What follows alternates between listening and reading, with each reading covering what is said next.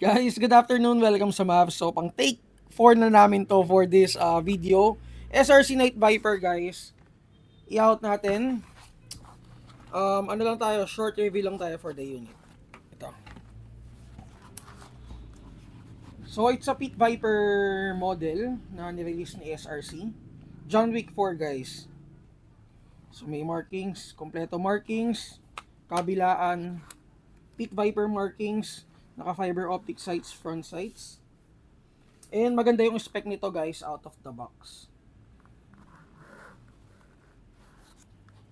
So, equipped with dual power system. So, pwede siya sa CO2 and pwede sa gas magazine. Out of the box, ang kasama niya is sa gas magazine. May kasama na rin siyang case.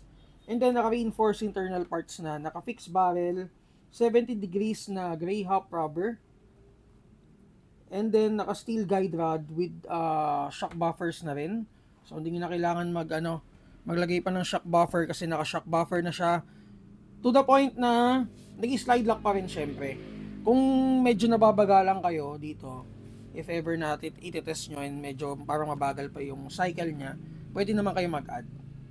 Okay? And then, naka-steel mag catch na rin, steel safety pin, steel firing pin lock, adjustable yung trigger niya. Parang hindi yata ganito yung dating no? SRC, no? Parang hindi ganito, no? So guys, parang new version to. Hindi ko sure pero parang ngayon ko lang napansin na kulay silver yung niya, trigger niya. Dalawa yan. At paano dalawa? Yung adjacent. Okay. Oo nga, no? Dalawa yung adjacent, guys, oh. Ngayon ko lang napansin. And then, magazine niya is a 28 rounder magazine. Wala lang TTI markings dun sa base plate. And then, compatibility niya sa magazine is for WE and AW. So, compatible siya sa AW, WE, ha. Okay? So, ititest natin to check kung ilang FPS siya out of the box. Hindi ko sure kung narinig nyo ako mabuti. Kasi yung mic natin, inattach ko lang dun sa, sa case. Okay? So, test natin, guys. Check nyo na lang kung ilang chrono. 322.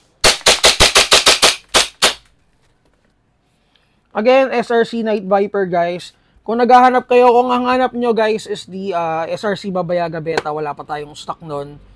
Ang meron tayo is the Night Viper, the same internals, the same feels, magkaiba lang ng appearance. Pero, guys, yung internal parts, the best. Okay?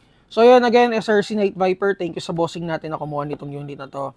And kung may mga tanong kayo, guys, regarding units, mag-PM lang kayo sa page natin, Mavs Tactical. Thank you.